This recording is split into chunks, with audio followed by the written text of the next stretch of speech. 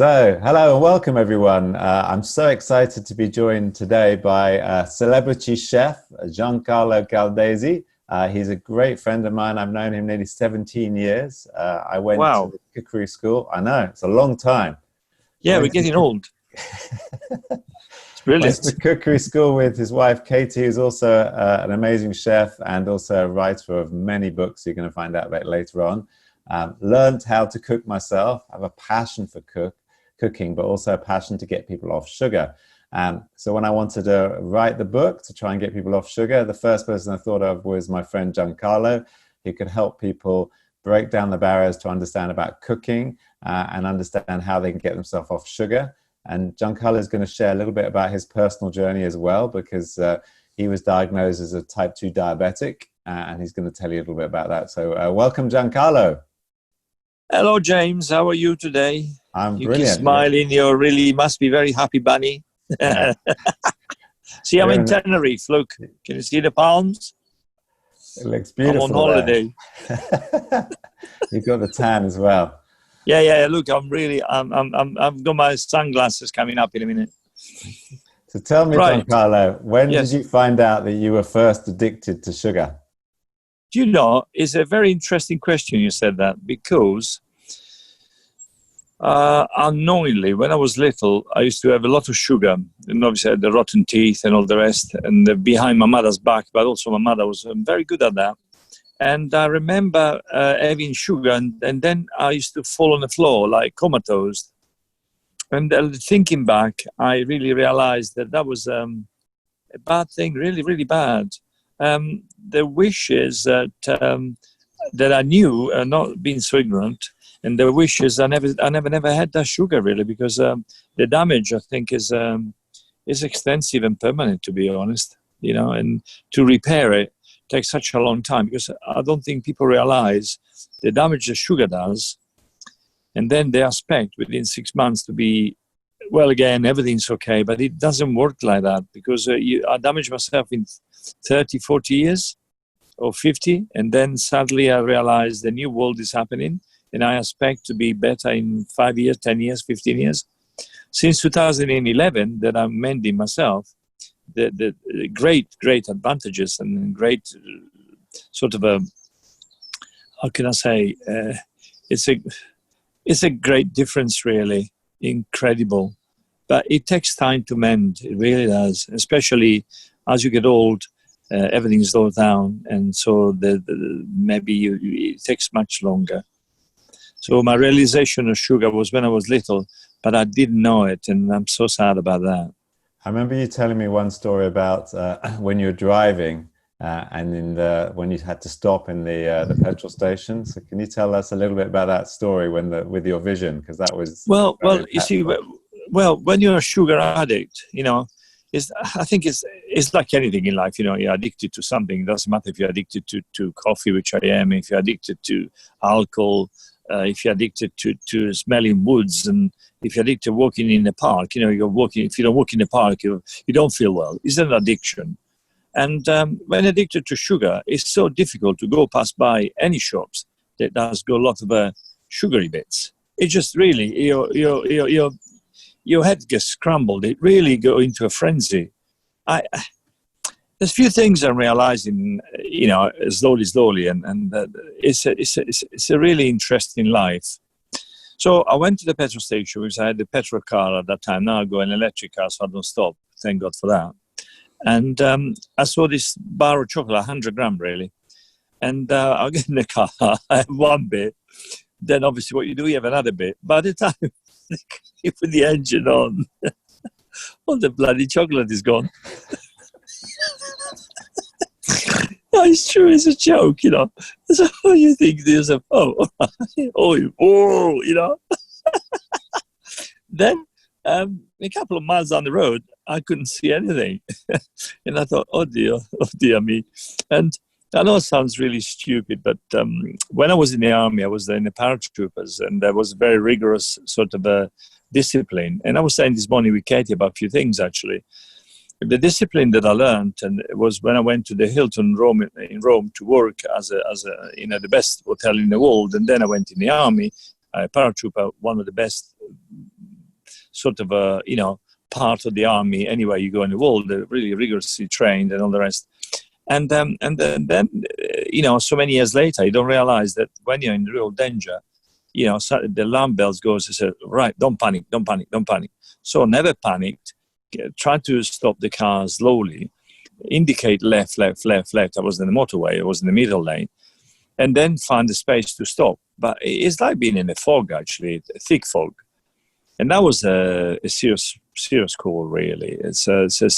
But the reality with the sugar addiction that I found myself in is you need to be truly remarkably sort of strong in your mind. You have to have a mindset that really guides you. Because honestly, James, and everybody listening, it's so easy to just get it, teaspoon of sugar and then yeah, we talk about willpower and how if you've got it in your vision, well, it's very simple. Whenever I indulge on something, the following morning I feel well, and my body tells me, and I know it. My eyes, sometimes the vision. So you really need to know your body, need to know yourself to really make sure that that what you eat, what you put into your body, has a reaction, good or bad or indifferent, and that reaction should be monitored by yourself. If you monitor that and you say, well, I was better this morning than yesterday, today I'm worse than yesterday and the day before, you know what you're doing. But the problem is that we are so involved on thinking anything and we don't care really. The indulgence is there and you take it. Yeah. It's the wrong way around, really. We must give small thoughts. I agree. So that's the whole idea of this 14-day challenge, is for people to try different things, cook in different ways, and then listen to their bodies. So one of the big questions that people ask us all the time, and you're being the head chef, you know this with 2 restaurants, is how do people make dishes taste sweeter without adding sugar? Well, basically, you don't have to have sugar, because there's 2 things that I thought about your questions, and there's one thing that's very important, actually. If you quit sugar for at least, let's say, you said 14 days, but let's say you really quit sugar for at least 3-4 weeks, okay? Mm-hmm. At least 4 weeks. Your taste bud changes, and you'll be really the sugary. The strawberry is sweeter. The apple is so amazing, just amazing. You have killed your taste bud by inflating the sugar, or by inhaling the sugar cubes and this sort of derivatives of sugar, more sugar. Everything is sugar. So the moment number 1, the food tastes much sugary. Number 2, you can use different things like a half teaspoons of honey, which for diabetics, if you got diabetes, honey and other maple syrup is absolutely disastrous. But on a smaller quantity, if you go a sweet tooth, it's okay, it's manageable. So that or dates, an example. So that is the thing. But the most important thing is that you must, absolutely, it's a must, that you quit sugar for a certain amount of time, and then sort of value yourself on what you're doing as a taste. In your tasting, taste, and remember when you had sugar what that tastes like. So really, it's an intoxication that we go through with sugar. And I'll tell you a little story which I never quite believed, but it's true, because when you do cookery books, you find lots of stuff. In Pompeii, where was one of the first city, the people had water in their houses, actually with lead piping. And I've been there and I've seen the lead piping the way they've done it. They haven't, if you remember in the 60s, there was lead piping going to houses as well. Mm-hmm. And so nothing changed from the Romans to the 60s. But lead piping causes sort of it poisons your taste bud. So in Pompeii, the recipe of some household which had a lot of money, they became so salty they was unedible because they couldn't taste the salt. And also that caused premature death and things like that because of that. But, you know, in all essence of it, everything that is too much, like too much sugar or too much of this or much, it causes aggravation for our body, which tries to fight it all the time. But if you go and the other thing that people say all the time, and I'm so fed up with that, well, you have to be reasonable. What is reasonable? Shooting someone on the head is reasonable because the guy was going to shoot me, so I shoot him. That's reasonable. It isn't like that. The reasonability of anything eating, or somebody eating something, is guided by your brain. And your brain just wants to eat all the time, wants to have sugar. Your brain wants to have sugar because high energy used by your brain. What does it need? Energy. Sugar, energy. But actually, if you could feed the brain with sugar, just the brain, I don't know, but I'm presuming that you will be fine. Well, what about the rest of the body?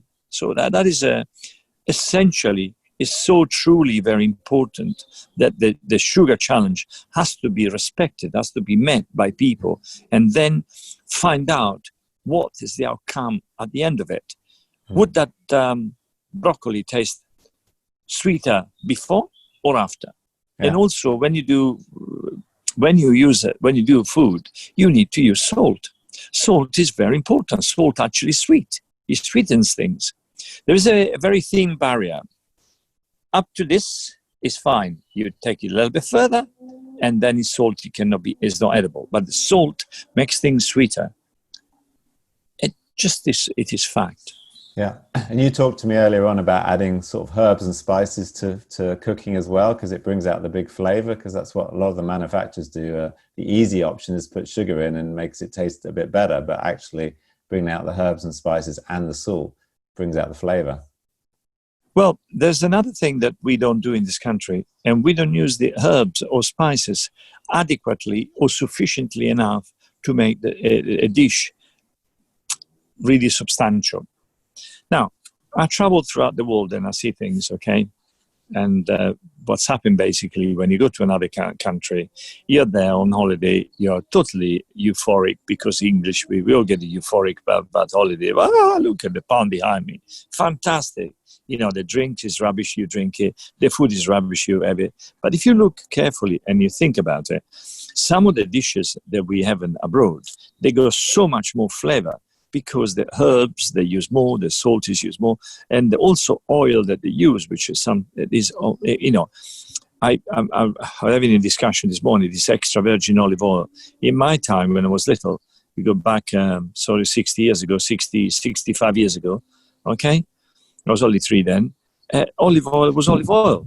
And that was green. It was what it came out, and some was more bitter than some others, but it was plain olive oil. I didn't know it, but the other olive oil I knew is olio di sanza, which means is a second press, and the pips have been so squeezed so much that the oil is very thin, not much flavor. It's really awful, but still, it was an oil second press from the first press. So really, I just found hard to use other things than olive oil, because it's the best thing you can do. You don't deep fry with olive oil. That's a real big mistake, because you don't. First, it's too expensive, and the oil doesn't burn so well. You know, the smoking point is low, and also it's quite thick, and it is not nice, really. But cooking with it, doing nice, beautiful ragu, cooking some fresh sort of pasta with chili, garlic, cherry tomatoes, and things like that. Fresh basil at the end, fantastic. It's just brilliant. You come up to another question, actually, Giancarlo, that I had, was about oils and butters and what do you need in your kitchen to cook. So you said extra virgin olive oil as a dressing and also to cook with. What other oils and butters and things do you recommend? I'm not adverse to butter, actually, to be honest. I'm not adverse to butter. I'm not adverse to even ghee, which is really, I'm not adverse to lard or animal fat. I'm not adverse to that. The reality is how you cook with that, what you do, and how much you use and what you use. That's fine.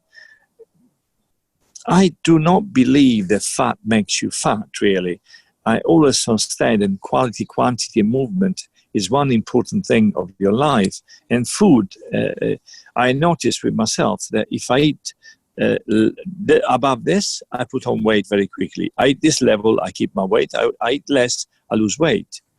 I mean, my father was in Dakar. We never got fat there, that's for sure. Yeah. You know, they never ate, you know, sorry, but I mean, I don't mean disrespectfully to anybody, but if you don't eat, I don't think you're going to get fat, do you? No, well, I mean, we need food as energy, but also we need to remember that food is a celebration, to spend time with our friends and family, to share things, and also it's supposed to be fun and enjoyable. No. I agree with that, James. But the fact is, this enjoyable frenzy sort of parties has been a party every day for the last 20, 30 years. You know, we all go party all the time. We never stopped, and you know, and so the body has never had a relaxing time. And also, I don't believe that we are created just to eat all the time. I think if you're starved at some point, I think our body reacts very well, and it's helpful actually, because I've been days. Actually, when this coronavirus started, for 3 days I didn't eat. Actually, I really couldn't. I was really. I was not. This is not depression. Sad because I can see what's the outcome of it, and I'm sad, and I really couldn't eat. And I went down to 13 stone 4. Now I'm 13.8.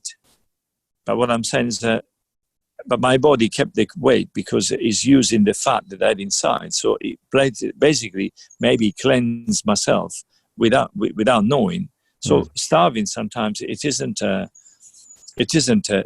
disaster. Indulging is actually. No, definitely, I agree on that. We want to go back on to a little bit more cooking tips for some of our viewers who are trying to sort of maybe cook for the first time, and maybe have used things, maybe buy sauces out of the packet, and a lot of the times we're trying to now get people to cook from scratch. So if you had to tell somebody who is starting to sort of fill their kitchen up, I mean, what were the herbs and spices that they need to have as a basic to get things started? I think you should have some rosemary, some basil, some sage, thyme, oregano, parsley, mint. That's most important. Chili. That's the garlic. You know, that's not herbs, but you know, those are the things that I use most of the time. And with that, actually, with you know, I like for instance ginger. But remember, I used to use ginger or zenzero. When I was a little boy, it used to come like a little bullet, and used to thump in, making it powder, because you know the ginger gets so hard and dries out, and so those are the things I used to use. Even when and nutmeg, nutmeg was everywhere. Fantastic. I love grated nutmeg on spinach. That's one of my favorite things. No, it's really brilliant, honestly. What about sort of fresh and dried? Because obviously some people can't get fresh, or they want to have a backup. So do you recommend dried in any ways that is almost as good, or? Yes, that's fine. Dry herbs, actually, they're very, very good. And when you use them in sauces and things like that, they're really flavored. They come out to life. It's brilliant, like oregano. Most of the time I use dry oregano anyway. Yeah. And you can use the chili. Dry chili is brilliant, no problem. And, you know, sage. Dry sage is quite different, actually. You have to use very little because it is more pungent, sort of, with the fresh. But the dry herbs, they replace the fresh extremely well. Are there any sort of fresh herbs that you have to use fresh and you can't use dried? Basil. Basil, yeah. And also, I was interested to you actually when I was cooking with you with basil, is it's really important how you handle it and also how you store it, because a lot of people, they just keep them in the plastic bags. So can you share people their basil? Well, the way you handle basil, as far as I'm concerned, don't bash it up and chop it up. You just get the leaf, put them at the last minute of your cooking, really the last 30 seconds, mix them up, and the aroma comes straight through. Don't leave it there for 10 minutes. You ruin everything anyway. And to store it, what you do, you get a paper towel, wrap it into paper towel, wet the paper towel a little bit, not too wet, but like a bit of humidity, and then wrap it up, put it in the fridge, and it's fine. And you can do the same with parsley. The other thing that I noticed, and that's really important, because if you remember, we wrote with Katie, I wrote a book about curing, preserving, all that. And that was an amazing learning curve. But I used to do those things when I was little anyway. You can chop the basil, not the basil. You can chop the parsley or other herbs or oregano, fresh oregano, and then freeze it, and that stays very well. That does really keeps well. So then from frozen straight into the you do batches, okay, like 10 grams, 15 grams in each, and then from frozen straight into your cooking. The last few seconds, and that's the aroma comes back. Brilliant tip, brilliant tip. I always also, another question I get asked a lot is about onions. People say, do I use a white onion, red onion? Is there a difference? Sorry, have you been racist by any chance? No, not at all. This is a genuine question about I look like a red onion. Because I use red onions a lot more in salads and things like that. So I don't know what other people think.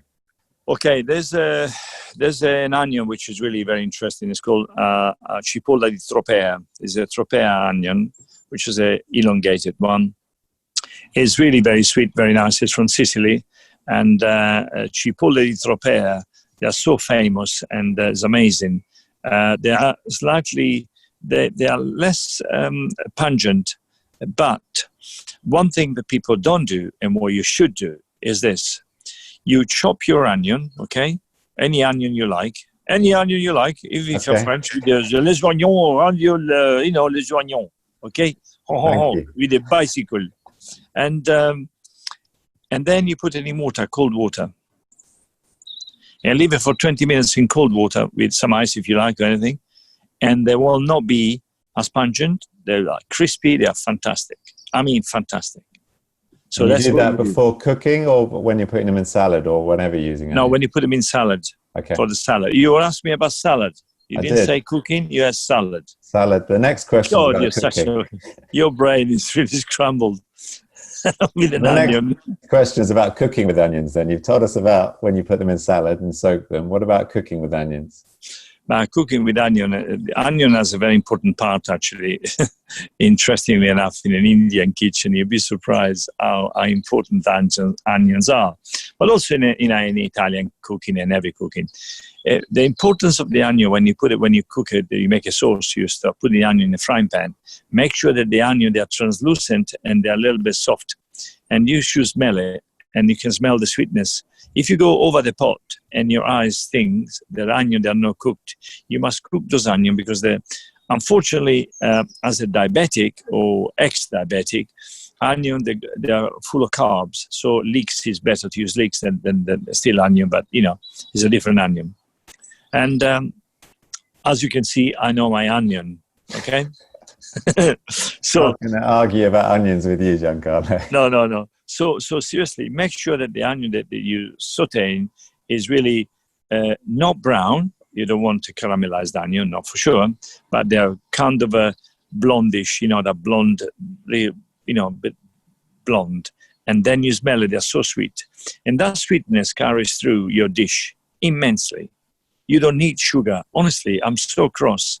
You don't need sugar. The reason why people put sugar in when I travel around the world and many dishes that with sugar is that the craziness about our brain wanting sugar, you're compelled to buy that is more rewarding. What really has upset me throughout the years is all these clever clogs that they invent new food and they say instant reward. It's like playing a game on a computer for the kids. Instant reward. This instant reward, I think, is far, far more damaging than anybody has thought before. I'm very, very cross about that. I can't comprehend why we don't follow certain rules that they are better for ourselves. I look in the street and I see people struggling to walk, and I know in my heart, in my brain, and everything, I know that just follow few tips. Those people, they will be self-sufficient, they will be much happier, will be finally free of being relegated to sugar. It's all sugar damage, really. All sugar damage. So if they put rubbish fuel in, they expect good results. It's like a car. If you put cheap fuel in, yes, but you get bad results. But the problem is, James, that as I say, the sugar seems to be a quick fix, and you can't. The industry, the food industry, has made such a big thing about sugar that to really cancel that, it's an honest battle against humankind. Yeah, well, we're working on it with the challenge and the charity, so we're getting there. I'm so glad you are, because I'm not. We're working with the help. Now, I have a question about vegetables, because we talked to Jenny Phillips earlier on, and one of the big passions for me is I love vegetables, and she was talking about having half the plate vegetables, and then you have the protein and the fat as well. But a lot of people struggle with how to cook vegetables, and they tend to overcook them, or they just boil them all. So have you got some tips about different ways to cook vegetables and how to keep them flavorsome and tasty? Well, the overcooking the vegetable is not an option, so you don't. The factor tasty, yet again, it comes down to salt. Sometimes in some of the vegetable I use olive oil, or otherwise I use butter. I do genuinely like butter, and I can't see anything wrong with that, as I said. So is the amount of salt and butter that you use. The other thing that we do with the broccoli, with chili, garlic, and the chili and the garlic is really interesting. The garlic gives it that extra flavor, and the chili makes it a lesser spice. So really, is down to the salt that you use in any given vegetable. And the reality is that once you taken away that your sugar, your sugar challenge, and you manage to really change your taste buds in your mouth, you find that the vegetable, it has some kind of sweetness that you never expected before. And that's interesting, actually.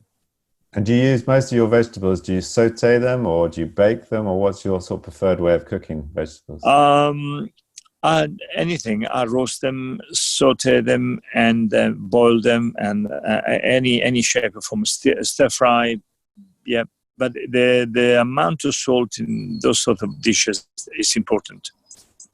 So how do you gauge how much salt you put in? Do you put a little bit and taste it, or do you try the dish and then remember? Well, the most important thing, what you do when you cook a dish, what you do, you take one part of the dish, just a spoonful, and you taste it.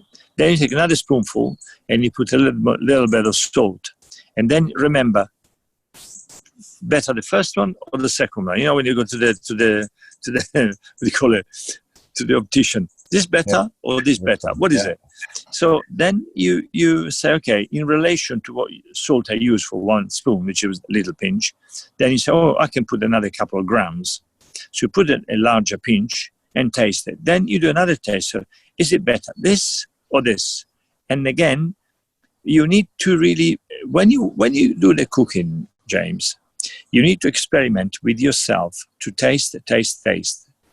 At such extent, and also the feel of things. You pick something up, and you know how much you picked up. You go like this, you go like this is one thing. You go with one finger is something else. So you need to learn how much you pick up with your hand. You know, like a shovel. You know, or a measure that you use all the time. Calibrate yourself. You calibrate it all the time. Oh my God, you speak English. I do. Some Italian as well. Yeah, no, that's okay. The question with salt, though, is people ask, is because there's so many salts. You go into the sea, you've got Malden sea salt, you've got coarse cut, you've got fine, you've got pink, you've got organic. Do they make a difference? James, life is made out of a variety, you know? Yes. There's lots of variety out there. So I'm trying to help our audience. But in some of the things, it's called stupidity. Because one salt costs so much, another salt. I use a sea salt. I don't like salt that is being prefabricated. I like sea salt. And there's lots of salt at the sea, and there's masses and masses and masses.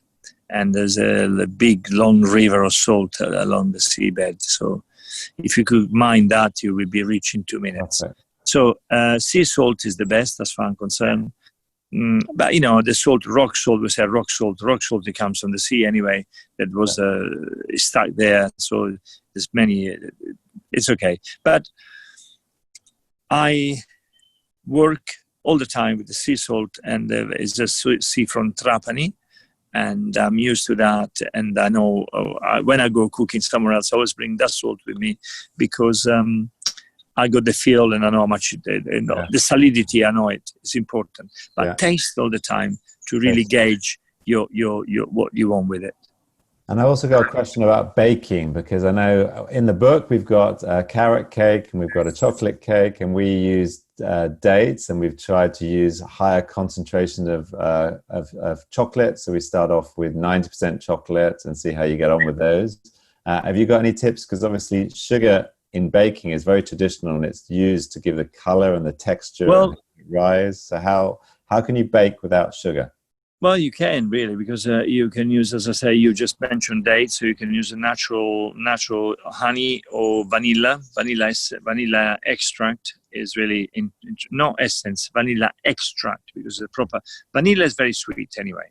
Mm-hmm. And also you can use honey, or you can even use some maple syrup, because on the scheme of things, if you do a cake, which is a 20 centimeter tin, which is large, whatever, and then you go 6 eggs and all the rest, and when you put 2 teaspoons of or a tablespoon of honey, or 2 tablespoons of honey, on the distribution of sugar level for everybody concerned with 10 portions is really minimal, but the taste changes of the cake, and that makes it, the sugar actually in anything you do, unless you do biscuits, which has got butter and sugar, it becomes very, that kind of a brittle sort of. But the sugar makes no difference to the cake. The cake will rise all the same. The cake will be there. It's fine. I think the sugar is not really a important factor of baking, to be honest, unless obviously you do meringues. Giancarlo, we spent a long time chatting. Is there one question that I should have asked you that I haven't asked you about cooking? Well, whatever you ask me, James. Let me see. Whatever you ask me. I think. How do you store herbs? How do you store herbs? But you asked me that. That's fine. But also freezer. We send. No, you asked me. What about, I've actually got one last question for you, actually, is that if somebody's starting to cook for the first time and they're needing to obviously stock up their kitchen with items and knives and saucepans and things like that, what's the most important thing they get, and maybe what are the sort of items that every kitchen should have? Well, I think the most important thing, you should have about two frying pan of different size, because sometimes you should have 3 frying pan of different sizes, so you can cook things a different way. And also you should have 3 or 4 pots, one big one for boiling pasta if you like, we need a lot of boiling water, 3 different pots. And need a casserole dish that you can put in, so it's a 3 frying pan, 3, 4 with a casserole dish, and that would be fine. Then knives, so many knives around, but you can genuinely get one good knife and work with that all the time. One really, good chef's knife would be enough to start you off with. Yeah, no, one knife, one probably 6-inch blade would be just perfect. And once you start dissecting things, and it's not spending so much money for that, is no point really. But I would really invest my money more on some good pots and pans, to really, be careful that things don't burn, I bought something from John Lewis, a frying pan, I forgot what the name is, but it's really brilliant, actually. Really brilliant. I got 2 of them. They were quite expensive, but they seem to do the job. We cook every day, really, all the time. Yeah. Well, in the book, we've got a list of the kitchen essentials that you need to go through, so people to start. But as I said, I agree with you. Spend money on good things that are going to last you through your whole cooking career, rather than buy a cheap saucepan, which then you spend burning things and having to redo, and then it only lasts you a few months. Yeah, is the cooking effect that also is valuable, because when you get a pot which has got the very flimsy bottom, everything burns, and then you get discouraged by cooking, really. And I think it's important to have some fair results, so you are you're more encouraged to carry on to work and to do things. So the confidence is important. Yeah, start off easy with dishes, taste them a lot, and then grow through it. And when you start enjoying your food more and noticing the flavors more, then you think, yeah, this is good. And also it saves you loads of money. So even better. Well, we'll win. Okay, so we'll stay home and cook, but keep off sugar. I am better off, and I'm struggling to keep off sugar sometimes. I really am. And therefore I know the feelings, and it really I think, with a greater sort of respect, if we would have followed some basic simple values of eating less, not touching too much sugar or none at all, we will be in a better shape, a better condition, really much better. Thank you so much, Giancarlo, for your time. If our readers want to get hold of you or send you questions, or where's the best way to find you? Is it through email or website? Hold on, in Jamaica. What's the best way they can contact you? Is it social media? They can do Giancarlo@caldesi.com is my email address, and that's fine. So email me and see if you agree on what I said. I talk a lot, but I don't know about that. You're also on Twitter as well, is it? What's your Twitter name? I don't know. Okay.